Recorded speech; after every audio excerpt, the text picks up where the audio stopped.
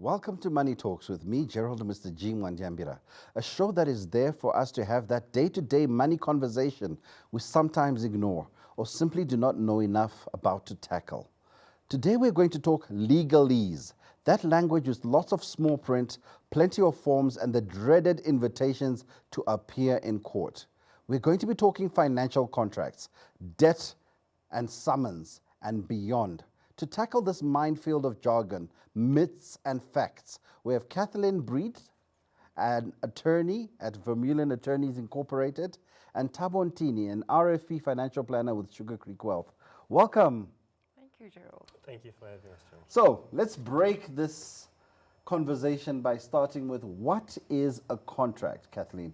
What is a contract? A contract in the most simple terms is it's a meeting of the minds between two parties. So all of the other little things that we negotiate that forms part of the contract is it differs from contract to contract.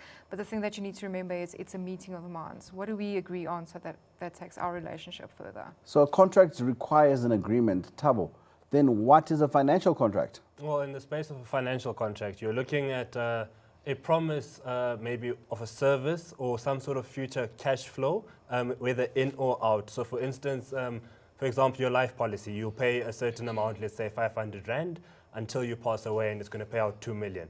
So that is a financial contract.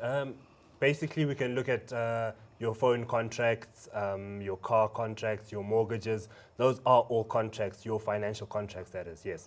Now, Kathleen, we all don't read contracts. I think it's a disease amongst most South Africans. Yes. Why don't people read contracts, and why do you, in the legal fraternity, make it so hard? Do contracts really need those pages? Why are they so difficult to get through? I think these days we see contracts getting shorter and shorter for exactly that reason. People don't understand they really do need to read the contract. You need to know every single paragraph in the contract because it obviously determines what's going to happen should something go wrong, or what are your obligations, what are your other contracting parties' obligations. We need to know what we are actually entering into. And then also, obviously, if it ever gets into a dispute where it has to go to court, you know that you signed a contract and you know what the contract entails. If you don't know what case you're standing up against in court. So it's empirically important to read your contracts, and then obviously if you don't understand, you need to gain the necessary advice to be able to understand what you're getting into. Now, Thabo, if people don't read their contracts and they're entering into these big financial decisions, what are some of the things which you've seen which have led to tears from people who didn't read their contracts? What are the things to look out for in a contract? Well, it varies depending on the kind of contract you're looking at. But the most commonly unread contracts are generally when someone is taking on debt because they're so excited, they walk into the bank, their loan has been approved. They go and accept 27% interest, yet they thought maybe the interest is going to be much lower because their friend is sitting at interest of maybe 15%. A few months later, they realize this is not where I should be at. They go and complain. They have, that buyer's remorse. And then now they don't understand, why am I in this situation? There's a term, maybe Kathleen will agree with me, I think it's called caveat lector, yes? Correct, the reader must beware. So readers, you must always, when you are entering into a contract, read it. Take it back home before you go and sit with the consultant and sign it. Whether it's whether you're taking on debt, whether you're signing away some investments, whether you're signing a life policy, whatever it may be, always read your contract. But to me, you're talking about caveat lector. Yes. I'm not caveating anything. I just wanted the money. You gave me my money. Now, let me ask you, Kathleen, are there rules to contracts? Because is there a certain page I must go to find out about the interest rate? Because there's one thing for you, Thabo, to say that we all sign these contracts because we want the money so badly. But I can also attest to the fact that I've never received a contract when I've gotten into this debt. Am I obliged to receive something? And when I read the contract, where should I look for some of this information? So again, we have to go back to the foundation of an agreement, which is a meeting of the mind. So if we don't get a physical contract from the service provider without us asking for it, then we need to ask for it so that you can read the contract. If you have a squiz at the agreement, it's very long, it's 30 pages, and you feel, oh, I don't feel really comfortable, maybe I must take this home, you need to take it home, you need to go and read it properly. If you want to know only the basics, if it's someone like you, for example, Gerald, and you know contracts, and you know what the basic thing in the contract is, and you need to know one or two specific aspects. You need to know what's the interest rate, when do I need to pay back. Then you can specifically ask them, what are the interest rates, when do I need to pay back, what happens if this and this and the other. So you can ask a lot of questions. And like I said, again, it goes back to meeting of the minds. If there's no meeting of the minds, then your agreement is flawed from the instance. So here we go. Kathleen has explained that it's a meeting of the minds, and an agreement is flawed if both parties don't know what's going on. Why is it so many people don't consult someone like yourself, Thabo, a financial planner, in terms of saying, I'm about to go into a contract, this is my interest rate? Often in a car dealership, there's no financial planner in sight, and yet I'm going to walk out, or rather drive out in a shiny new car. Why is this? Well, I would say in that regard, it's because our industry has been plagued. Financial planners generally have a bad name because of what people deem us to be as salespeople. They don't understand the scope of what we actually do. Generally, those of us that do prescribe, to our professional bodies, we understand that we have to continuously develop ourselves. We do go into the legal aspects of contracts. We do understand how debt works. We do understand what clients really need. And when you sit in front of a professional financial planner, you will get that out of them. They will tell you that, no, before you go with this said bank for this financing, have you looked at the other 4? Have you looked at the other 5? What other avenues have you explored? Have you considered saving for an extra 6 months before actually doing this? And then in that regard, yes, financial planners can assist you. It's, I guess, a lack of knowledge from the consumer's end of thing. Now, Kathleen, in terms of the legal aspects, is everything that is drawn up by a lawyer fair? So should I assume, because it's got a nice letterhead or it's a big bank, that the contract is fair? Do contracts have to be fair? Are people obliged to be fair when they do contracts, or can there be such a thing as an unfair contract? And maybe you can give us an example. Yeah, for the most part, we are allowed to contract whichever terms we need or want to. Obviously, the banks and so on are regulated, so their contracts, they usually fall within the scope of being fair. What is fair, what is unfair? If you, for example, if you sign a contract where you have to pay back 50% interest, obviously that's unfair. If it is the person lending you the money that's giving you the contract, I think you can actually accept that it is going to be unfair, and that's why we need to read the contract so that you can say, oh, shush, this is not fair. How can I sign for something like this? Just because it's an attorney that drafted it doesn't mean it's fair. The attorney that drafted it obviously drafted it with his own clients in mind. So it's, again, read the contract. Make sure you know what you're signing. So basically you're saying that someone must represent you when you read this contract. Now, Kathleen has explained and given an example of what an unfair contract is. Now, if I find myself in that situation of an unfair contract, where's my recourse, Kathleen? Who do I cry to? Is it my fault for not having caveat lectured? Exactly that, yes. Caveat, exactly what it means is beware. It says, you, Mr. Signatory of this contract, beware of what you're signing. You need to read it and you need to understand it. And if you don't understand it, you now need to go and ask someone who does understand, or ask even the person that you're contracting with, I need to speak to someone, I don't understand this term. It's empirically important to understand what you're signing, because that is the accepted rule, that if you sign something, that you're deemed to understand what you've signed and that it will be enforceable. It doesn't mean that if you sign a bad contract that you can't get out of it. There are ways to get out of agreements. Usually we look at the agreement itself and what are the cancellation terms of the agreement, and then obviously there's also the cooling off periods and so on. And then obviously if your agreement is downright unlawful, then obviously you can cancel the agreement. Okay, talking cooling off, what's cooling off? Is that drinking water like what I'm about to do? No, so cooling off, that's generally the period that you can revoke or rescind your decision to take up that contract. Essentially in the financial space, it's usually about 30 days, depending on what exactly you're cooling off. For instance, sometimes with car contracts, they tell you that it's actually 7 days. You have to, if you find any defects, etc., bring it back within 7 days. Maybe you're not explicitly rescinding the contract, but you're not happy about something that they promised. So 7 days, I bring back the car, everyone's happy. Everyone should be happy. So I can go take a car out for a date. Yeah, it says and take it for back. a longer time. Not essentially. Why? Not necessarily. It's What? 7 days for any defects. So it has to be a defect. So yes, I it can't has to be just change defective. my mind. Cooling off is actually you deciding that I do not want this car at all. Okay. I made a mistake when I got into this contract. But however, with that cooling off period, there will be slight penalties here and there. Obviously, your admin fees, etc., the cost that it got them to actually draft that contract and issue that financing, let's say, you will still bear the brunt of that. So you're talking about car contracts. Let's talk about the most common financial contract which people probably have. It's called a bank account. Yes.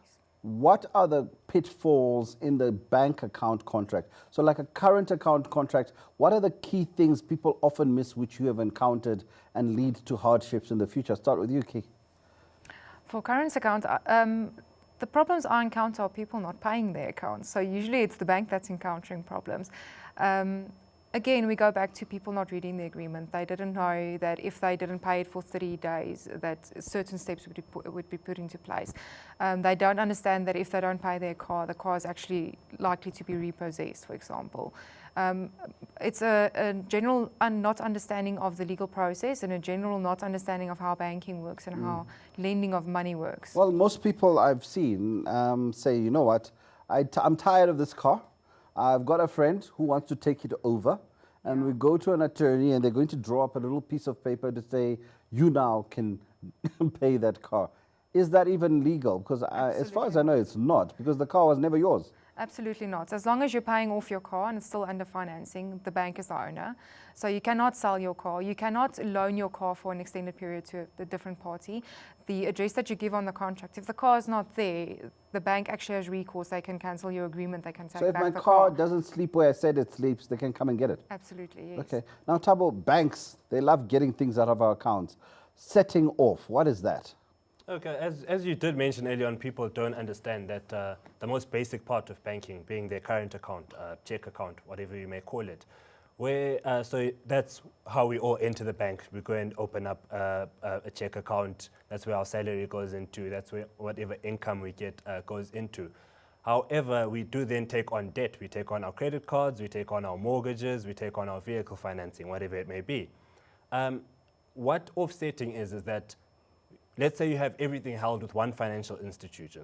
So your salary does come into this into your current account, but you haven't been paying or meeting your other debt obligations with the same bank. They actually have the right to go into your current account and go and pull what you owe them out of there. Not fair.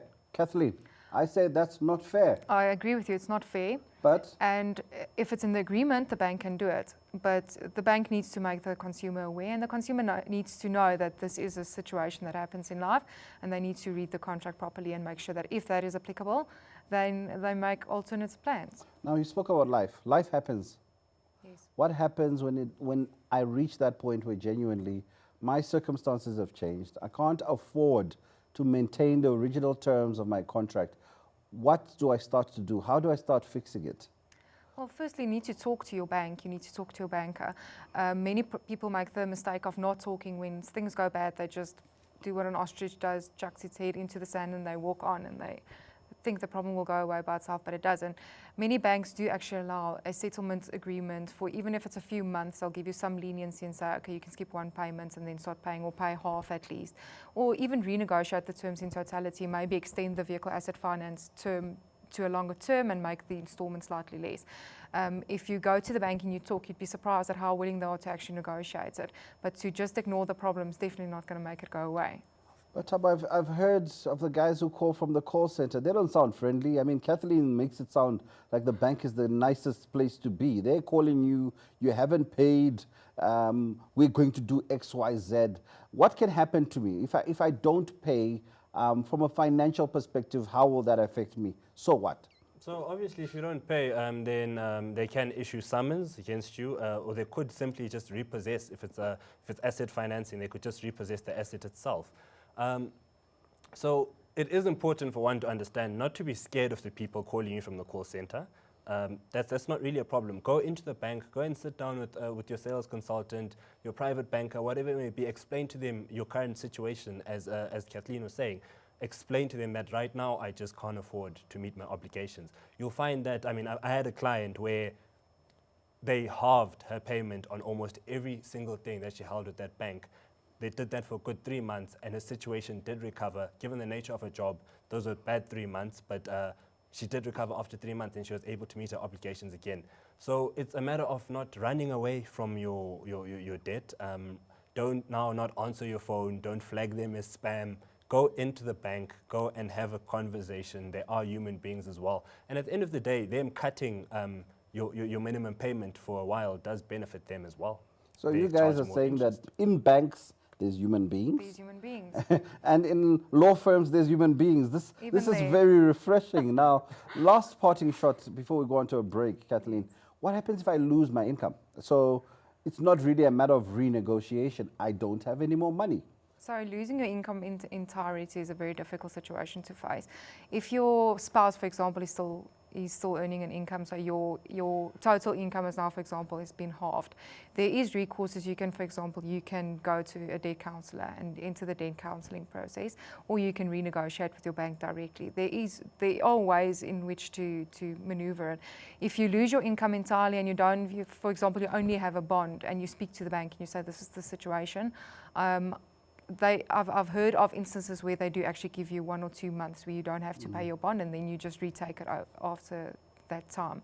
But obviously not having an income in its entirety is a very big challenge, yes. So yes, we are talking legalese, and we've got the nicest lawyer in the house and the nicest financial planner in the house. They make it sound like they're very nice people. And we just touched on something we're going into in the next segment, which is debt counseling and debt review and debt in general. We'll be back after the break.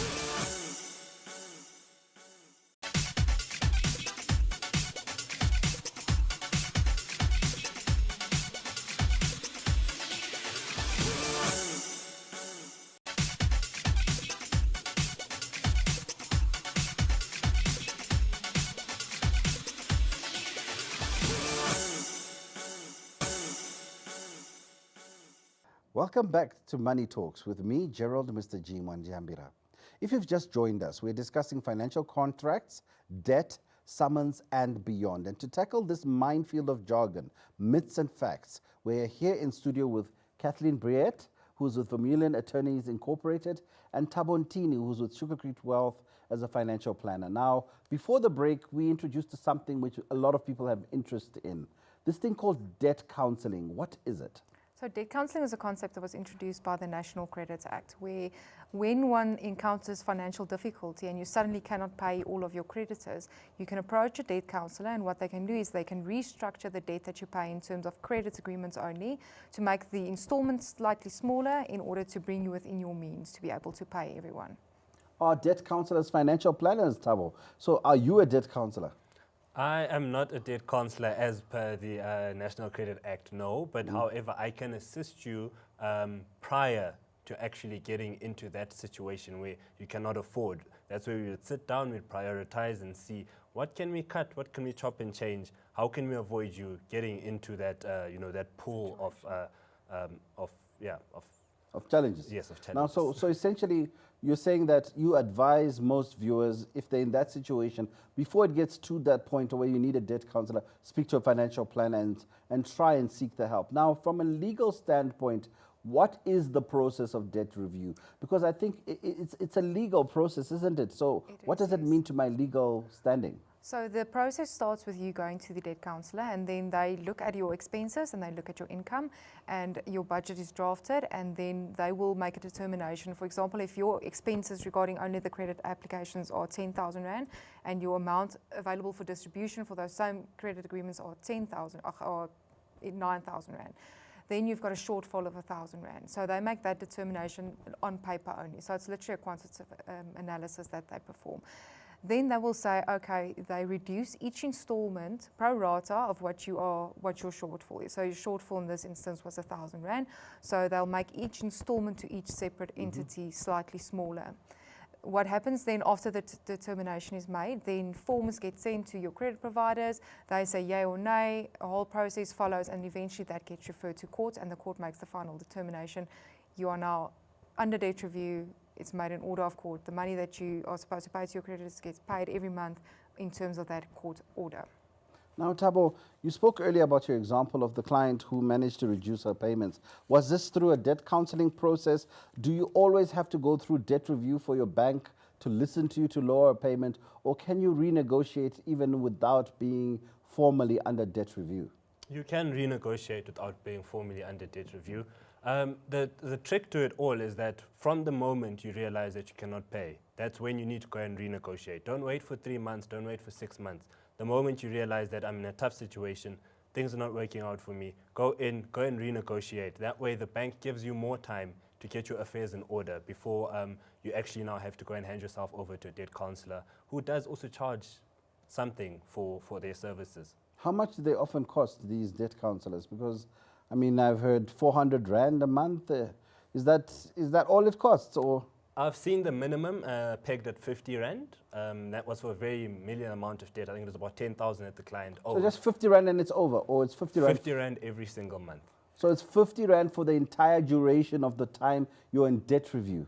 And that's the part they don't tell you, because I've seen people who pay 400 Rand and they think it's a monthly once off, and it's 400 Rand for the next 6-7 years. And that's a lot of money for the debt counselor. So dealing with a lot of people who are on debt review, this probably brings up the first problem, in that many people say, I want to get out, Kathleen. Absolutely, how do you yes. get out of debt review? So getting out of debt review is not a 1, 2, 3 situation.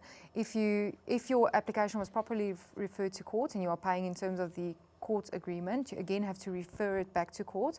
A determination must be made by the court that you are no longer over indebted. Alternatively, that all of the debt that was under the debt review initially has been settled, which obviously has the big problem of your bond is usually in the debt review. And if your original term was 20 years, your new term might likely be 40 years. So I'll be 40 years on debt review on a lower payment while I pay someone 400 Rand a month. Wow. Absolutely. And then if you stop the process before it being referred to court, again, the debt counsellor cannot simply cancel the debt review and you go on your merry way. So once I make that phone call and say, I'm interested in debt review, I can't undo it. I have to go through an attorney. So speaking of attorneys, again, one of the things, Kathleen, which people would like to know about is summons. What is a summons? So summons is a way for the plaintiff to tell you, hey, you owe me money.